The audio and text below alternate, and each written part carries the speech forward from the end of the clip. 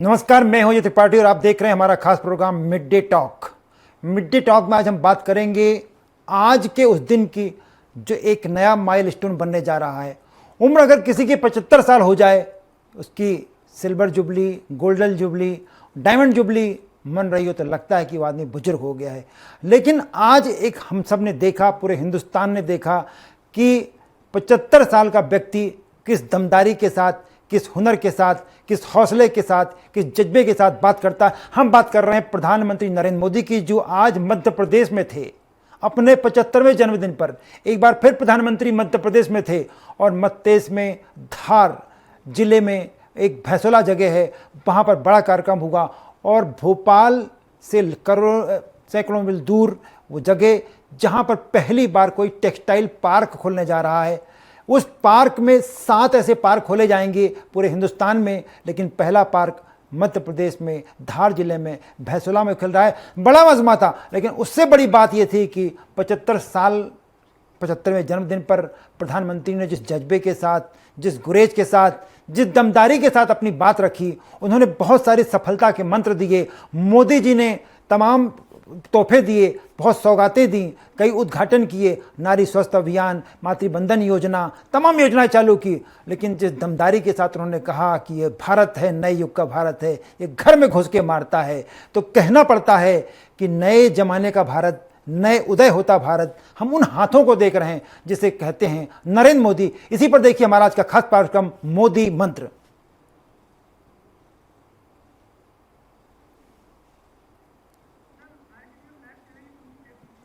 बिल्कुल, मैं आपको ये बताऊंगा कि कैसे नरेंद्र मोदी ने 10 बड़ी बातें की, किस तरह उन्होंने नए चुनौती दी, किस तरह उन्होंने दुश्मनों को धमकाया और किस तरह बताया कि कर सकता है। इस प्रोग्राम को आगे कंटिन्यू कर, उसके पहले चलते हम RKDF विश्वविद्यालय गांधीनगर, जहां आज वहां की वाइस चांसलर और हमारी डायरेक्टर साधना कपूर जी का जन्मदिन मनाया जा रहा है, उस पर वृक्षारोपण किया जा रहा है। आप देख रहे हैं ये RKDF विश्वविद्यालय गांधीनगर, RKDF ग्रुप जो है मध्य प्रदेश नहीं बल्कि सेंट्रल इंडिया का सबसे बड़ा एजुकेशनल संस्थान। Doctor Sunil Kapoor chairman RKDF group के, वो आपको दिखाई पड़ रहे हैं। पिंक सूट में डॉक्टर साधना कपूर दिखाई पड़ रही हैं, जो वाइस चांसलर है, स्वराज समूह के डायरेक्टर हैं। वो लगाते आज उनका जन्मदिन है 17 सितंबर, एक बहुत शुभ दिन। 17 सितंबर भगवान विश्वकर्मा जो रचयिता होते हैं, कर्म के कर्ता होते हैं, उनका जन्मदिन होता है। आज ही प्रधानमंत्री नरेंद्र मोदी जी का दिन है और आज ही डॉक्टर साधना कपूर जी का जन्मदिन है। आप देख रहे हैं कि वहाँ पर गांधीनगर में जो विश्वविद्यालय है RKDF विश्वविद्यालय, सभी लोग वृक्षारोपण कर रहे हैं। डॉक्टर सुनील कपूर जो चेयरमैन है RKDF ग्रुप के, वो डॉक्टर साधना कपूर जो वाइस चांसलर हैं और स्वराज के भी डायरेक्टर हैं, वो सभी वृक्षारोपण कर रहे हैं। एक नए युग की शुरुआत। वो छोटा सा पौधा जो आज लगाया जा रहा है वो धीरे धीरे बड़ा होगा, फलेगा, फूलेगा। सेम वही RKDF ग्रुप के साथ है। एक छोटा सा पौधा आज से कई साल पहले डॉक्टर सुनील कपूर, डॉक्टर साधना कपूर ने रोपा था। आज वो पौधा वटवृक्ष बन गया, उसका नाम हो गया है डॉक्टर सुनील कपूर, डॉक्टर साधना कपूर का रोपा हुआ वन बड़ा रूप ले चुका है और आज उसका नाम हो गया है RKDF ग्रुप, जो किसी पहचान का मोहताज नहीं है भारत में बल्कि। और डॉक्टर सुनील कपूर जी ने आज ही एक कार्यक्रम में कहा है कि वो इस ग्रुप को, RKDF ग्रुप को दुनिया का जाना पहचाना ग्रुप बनाना चाहते हैं। और जिस तरह की न्यूज़ दिखाई चल रही हैं, वैसा संभावनाएं बढ़ती जा रही हैं। बड़ा कार्यक्रम आप सब देख रहे हैं कि हम RKDF ग्रुप विश्वविद्यालय का है गांधीनगर, वहाँ वृक्षारोपण चल रहा है। डॉक्टर साधना कपूर जी का जन्मदिन, जो स्वराज की डायरेक्टर भी हैं और RKDF ग्रुप की वाइस चांसलर हैं, RKDF ग्रुप की डायरेक्टर हैं, वो निश्चित रूप से वहाँ पर तमाम एक सिंदूर वन बनाया जा रहा है। मेरे ख्याल से ये सेना को समर्पित है। ऐसा पहला निजी ग्रुप होगा जो पहलगाम हमले के बाद ऑपरेशन सिंदूर की सफलता के उपलक्ष्य में एक वन का निर्माण किया गया है और उस वन का वृक्षारोपण किया जा रहा है।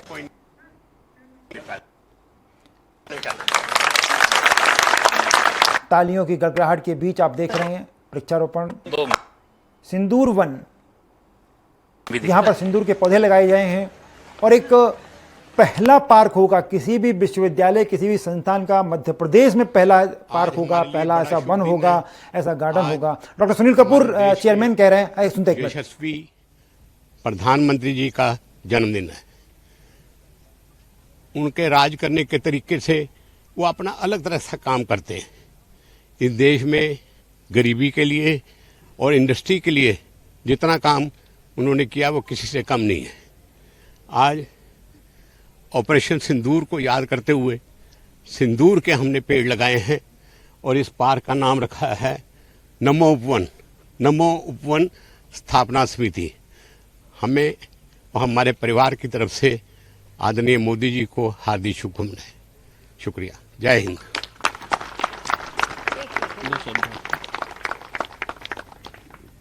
पहले तो मैम आपको बधाई। ये उपवन नमो उपवन हमारे देश के आर्मी जो कि अपनी जान हथेली पे रख के हमारे लिए वहाँ खड़े हैं, उनके कारण आज हम हंस रहे हैं, उनको ये समर्पित और हमारे आदरणीय प्रधानमंत्री जी को।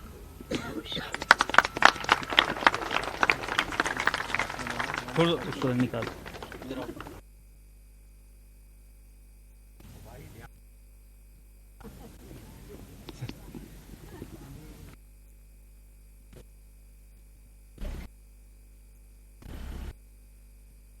पाटन कहाँ गया है?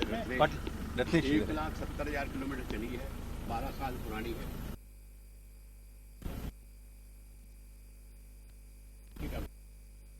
साइकिल के अंदर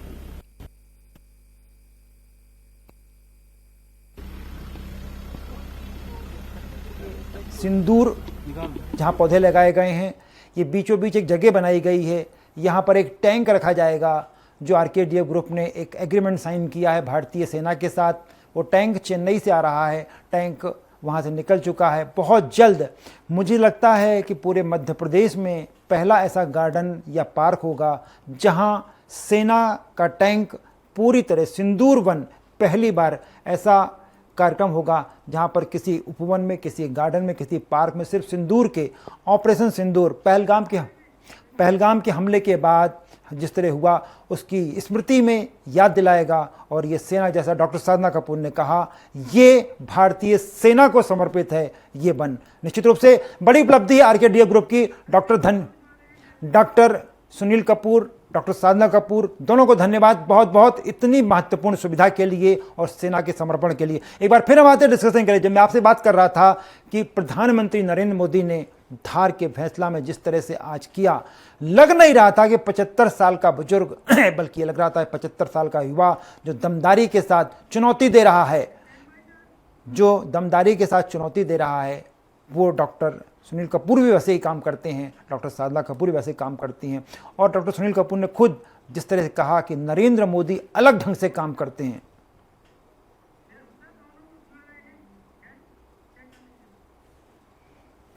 फिर लौटते हैं हम मोदी मंत्र पर। तो मैं आपसे कह रहा था कि डॉक्टर सुनील कपूर ने जैसा कहा अपने भाषण में अभी बाइट में कि नरेंद्र मोदी वो व्यक्ति हैं, वो व्यक्तित्व हैं जो अलग ढंग से काम करते हैं। और आज नरेंद्र मोदी ने 75 साल की उम्र में जिस दबंगई से भाषण दिया, जिस दमदारी के साथ उन्होंने लोगों से कहा, पूरी दुनिया के सामने उन्होंने कहा कि भारत नया भारत है, ये किसी से डरता नहीं है, ये घर में घुस के मारता है। ऐसे बहुत सारे मुद्दे हो गए, ये बहुत सारे मुद्दे हैं, इन सारे मुद्दों पर बात करेंगे। 10 मुद्दे उस दिन पे हम बात करेंगे। मेरे साथ 2 खास मेहमान जुड़ेंगे। हमारे साथ होंगे देवदत्त दुबे जी जो वरिष्ठ पत्रकार है, राजनीतिक विश्लेषक हैं और चीज़ों को बहुत बारीकी से समझते हैं, विशेषकर राजनीतिक उसके मायने बहुत समझते हैं, वो हमारे साथ जुड़ेंगे। साथ ही कुल तेजपाल सिंह पाली जी हैं जो चैम्बर ऑफ कॉमर्स के अध्यक्ष हैं, वो हमारे साथ जुड़ेंगे। तो चलिए शुरुआत करते हैं। सबसे महत्वपूर्ण बात वही कि आज जिस तरह से हुआ वहाँ पर, आज जिस तरह से प्रधानमंत्री जी ने बात की, वो एक अलग अंदाज था। बिल्कुल ऐसा लगा जैसे वो निदा फाजली की स्टाइल में कह रहे हों कि सफ़र में धूप तो होगी, तुम भी चल सको तो चलो।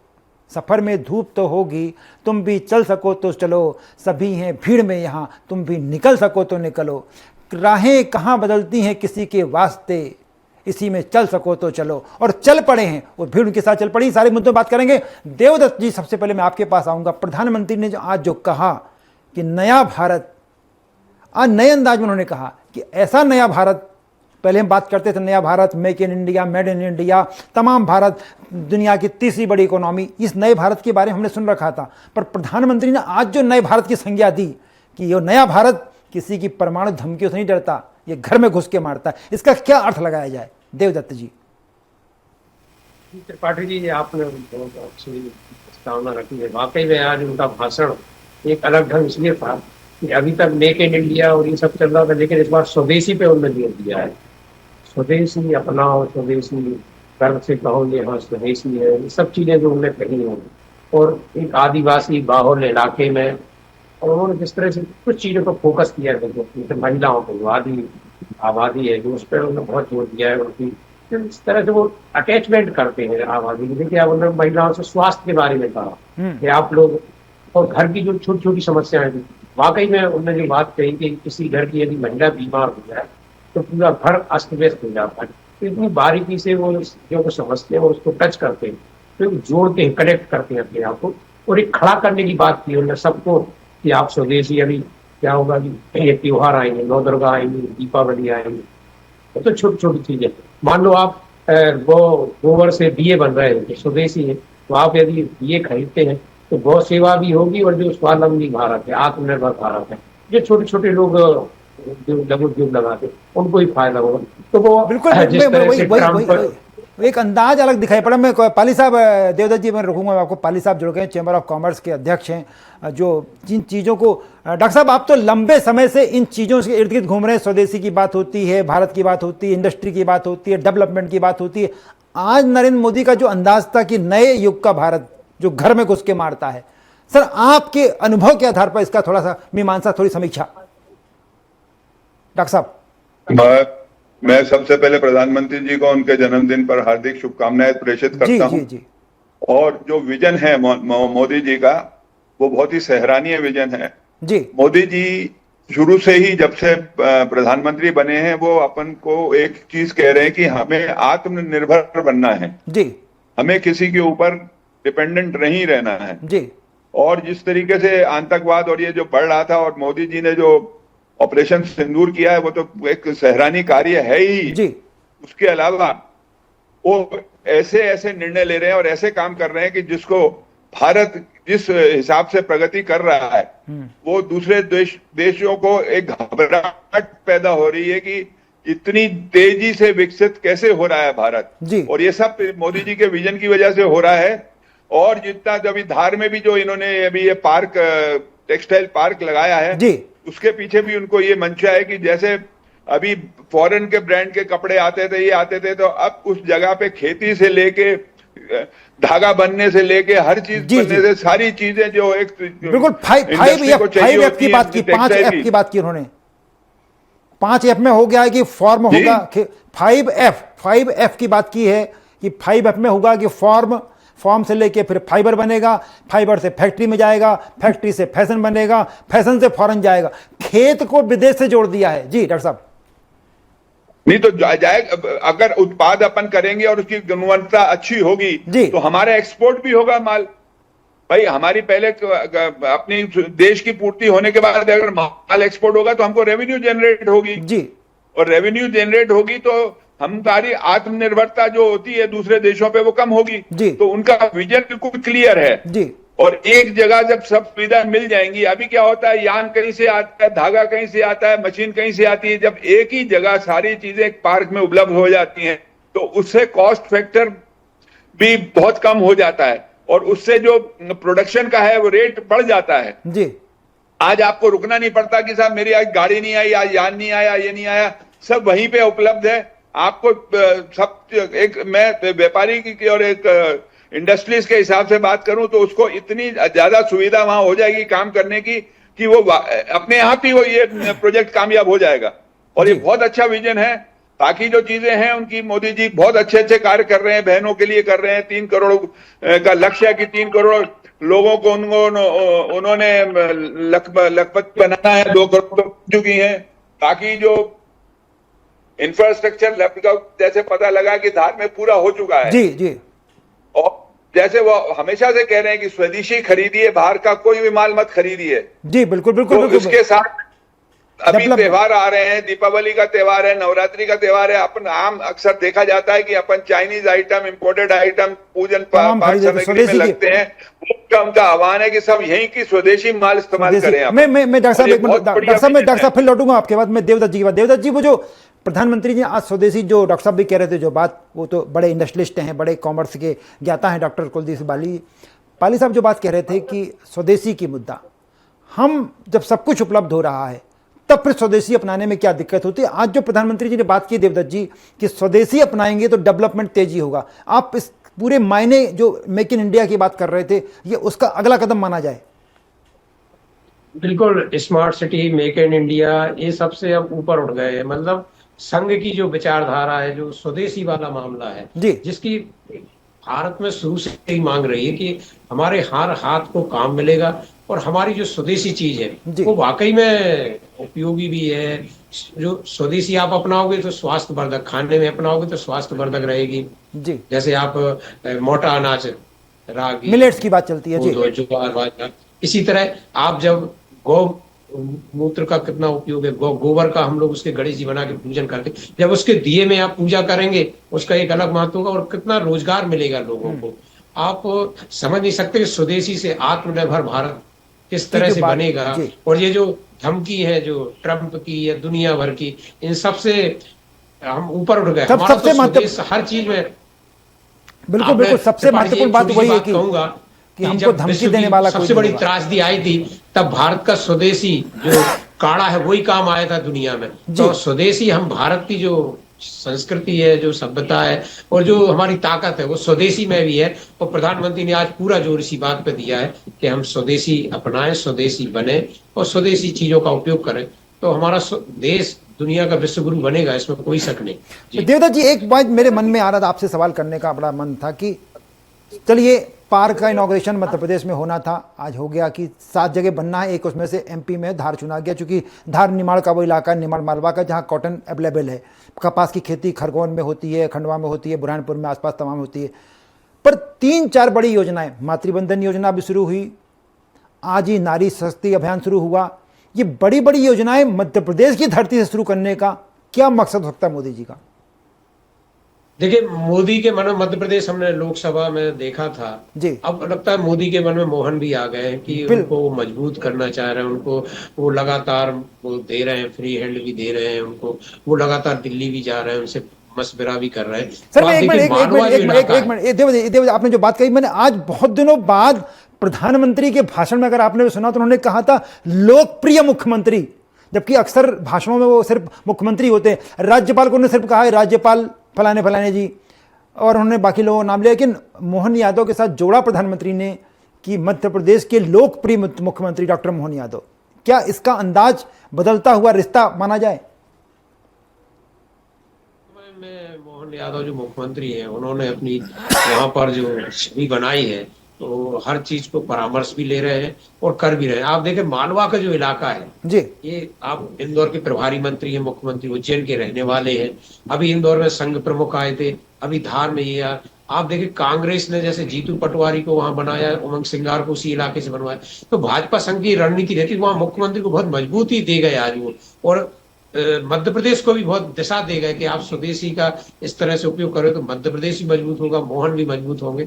और स्वाभाविक है जब मध्य प्रदेश मजबूत होगा, भाजपा मजबूत होगी, मोहन मजबूत होंगे, तो पार्टी देश में भी मजबूत होगी और देश भी मजबूत होगा। एक तरह से उन्होंने बड़े करीने से जोड़ा है और आधी आबादी पे उन्होंने कितना फोकस किया है, कितना उन्होंने महिलाओं को छोटी छोटी चीजों की उनकी याद करके, चाहे वो उनके स्वास्थ्य के संबंध में, उन्होंने कहा आप शर्म मत करिए, आप जाइए, जो स्वास्थ्य शिविर वहां लगने वाले हैं जो 2 अक्टूबर तक गांधी जयंती पर चलेंगे, जो प्रधानमंत्री का जो जन्म शती का पखवाड़ा है, उन्होंने महिलाओं के साथ आह्वान किया है। ये बहुत बड़ी बात है कि वो एक आधी आबादी को लगातार जोड़ रहे हैं।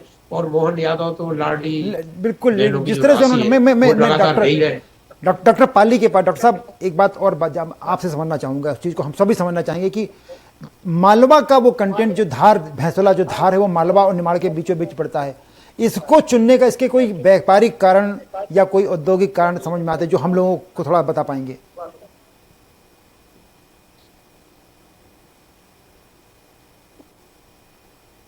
मेरे ख्याल से डॉक्टर पाली से कांटेक्ट नहीं हो पा रहा, उनकी आवाज नहीं पहुंच पाई। डॉक्टर साहब मेरी आवाज आ रही है अब तक क्या? डॉक्टर पाली आप मुझे सुन पा रहे हैं? तो ये जो बात मैं कह रहा था कि देवदत्त जी आपको आवाज आ रही मेरी? हाँ जी आ रही। वो जो बात कर रहे थे कि आखिर ये मालवा का जो निमाड़ा का है, निमाड़ का इलाका बीचों बीच धार को चुनने के पीछे क्या कारण हो सकता है? अजय जी, आप लंबे समय से ऑब्जर्वेशन करते हैं, समीक्षा करते हैं जी। ये संघ की बड़ी अच्छी पसंदीदा जगह है जहां उन्होंने बहुत काम किया, झाबुआ से लेकर उस पूरी पट्टी पे। आप ये देखिए कि ये आदिवासी बेल्ट भी है, इधर शहडोल मंडला छिंदवाड़ा तक, और इधर ये धार पूरा मामला है जो आदिवासी पट्टी का। तो यहाँ 2018 में यदि 15 सालों बाद कांग्रेस को सीटें मिली तो भाजपा की सरकार नहीं बन पाई, और लगातार मालवा भाजपा का साथ देता रहा। तो आप इसी को समझिए कि इंदौर में किसी को भी टिकट दे दें लोकसभा, वो 6, 7, 8 लाख वोटों से जीतता है, कोई कुछ भी कर। तो वो पट्टी को और वो मजबूत कर रहे हैं, क्योंकि कांग्रेस भी समझ रही थी कि मालवा हमें संभालना है, तो उन्होंने जीतू पटवारी भी इंदौर से दिए, धार से नेता प्रतिपक्ष दिए। लेकिन भाजपा कहाँ मौका देती है कि आपको एक बार चूक हो गई 2018 में, अब वो कोई चूक नहीं करना चाहते। तो इस मालवा इलाके को मजबूती देने के लिए कैलाश विजयवर्गीय को वापस बुलाया गया, उनको चुनाव लड़ाया गया, मंत्री बनाया गया। एक से एक चीजें आप देखेंगे, लगातार उस इलाके को वो फेविकॉल की तरह जोड़ना चाहते। मुख्यमंत्री स्वयं उज्जैन से भी आते और इंदौर के प्रभारी मंत्री बने, और आज जिस तरीके से प्रधानमंत्री ने उनको महत्व दिया है, आप समझ सकते हैं कि अब भाजपा कांग्रेस को मौका नहीं देगी कि मालवा में कुछ कर पाए। भले उन्होंने 2-2 पद वहां दे दिए हो, कुछ राष्ट्रीय पदाधिकारी भी बनाए हैं, लेकिन ये पूरा जो संघ की भी पसंदीदा जगह है, वो एक नई रणनीति। मैं बिल्कुल सही कह रहा, बिल्कुल एक नई रणनीति। डॉक्टर साहब, आपको मेरी आवाज आ रही है क्या? जी आ रही है। मैं डॉक्टर साहब आपका बीच में कनेक्ट हो पा रहे थे। बड़ा ये तो पॉलिटिकल बात हम लोग और देवदत्त जी कर रहे थे, हम लोग पत्रकार लोग हैं, पॉलिटिकल बात समझते हैं। थोड़ा सा आपसे हम औद्योगिक और व्यापारिक लिहाज से समझना चाहते हैं कि धार में इसका जो फैक्ट्री बनने जा रही है, वो पार्क बनने जा रहा है, अगर धार को चुनने के पीछे कोई व्यापारिक दृष्टिकोण, औद्योगिक महत्वपूर्ण दृष्टिकोण? देखिए, हमारी सोच से तो हम एक व्यापारी की सोच से बात करेंगे, हमें पॉलिटिक्स से कुछ लेना देना नहीं है। तो मैं आपसे निवेदन किया। अगर ऐसी चीज वहां लगाई जाती है जहां रॉ मटेरियल की उपलब्धता होगी, तो हमारी समझ में जो है कि इस बेल्ट में कपास इतनी होती है, उसके पीछे यही कारण होना चाहिए कि आज मतलब जो मेजर रॉ मटेरियल है वो वहीं की वहीं उपलब्धि होगी। बाकी पॉलिटिकल स्टेटस से हमें कोई मकसद नहीं है, क्या किसको क्या फायदा होगा, किसको क्या नुकसान होगा। हम तो व्यापारी के लिए बहुत आसान हो जाएगा, उसको ट्रांसपोर्टेशन कॉस्ट बचेगी, कहीं दूर और लगती तो कहां से कहां तक कपास लेके आनी पड़ती, ट्रकों का खर्चा पड़ता है, सब कुछ पड़ता है। जब जो चीज एक ही जगह सीमित में घर में ही सब चीज मिल जाएंगी, और हर दूसरी सुविधाएं भी स्पिनिंग से लेके हर चीज की वहीं के वहीं लगेंगी, और उसके बाद वो बुनकर भी वहीं बैठेंगे, छापे भी वाले वहीं बैठेंगे, फिनिश्ड माल वहां से बन के निकलेगा। और जब आसानी से उपलब्ध हो जाती है चीजें, तो क्या एक चीज ये है कि सबसे बढ़िया हमको जोर देना चाहिए क्वालिटी पे। अगर हमको स्वदेशी माल को बेचने पे जोर देना है तो हमारी को पहले क्वालिटी अपनी इंप्रूव करनी पड़ेगी। बिल्कुल क्वालिटी इंप्रूव होगी। और आज प्रधानमंत्री जी, डॉक्टर साहब थैंक यू। आज आदमी केवल चाहता है कि भाई मेरे को विदेश का चाहिए, अरे नहीं वो अच्छा है, आप अपने को इतनी गुणवत्ता अपने माल में लाइए कि बेहतर हो सके। बिल्कुल मैं डॉक्टर साहब मैं समय खत्म हो रहा है, थोड़ा सा मैं आपको धन्यवाद दूंगा। देवदत्त जी आपका, बल्कि आज पर मुद्दे की बात वही थी कि प्रधानमंत्री ने तमाम घोषणाएं की, तमाम सौगातें दी, और मोदी के मन में एमपी, जो देवदत्त जी कह रहे थे कि आज उन्होंने दिखा दिया कि उनके मन में एमपी है, बड़ी सौगातें दे गए। और लेकिन उससे भी बड़ी बात जो प्रधानमंत्री जी कह गए कि नया भारत है, ये परमाणु धमकियों से नहीं डरता। उन्होंने पाकिस्तान से लेकर अमेरिका जैसे दिग्गज को भी चुनौती दे दी। बल्कि राहत इंदौरी के शब्दों में कहें तो प्रधानमंत्री जी ने बड़े खुल के कह दिया कि हम वो पत्ते नहीं जो साग से टूट के गिर जाएं, कह दो आंधियों से अपनी औकात में रहें। नमस्कार, आज का प्रोग्राम बस यहीं तक, फिर मिलेंगे, तब तक के लिए दीजिए आज्ञा।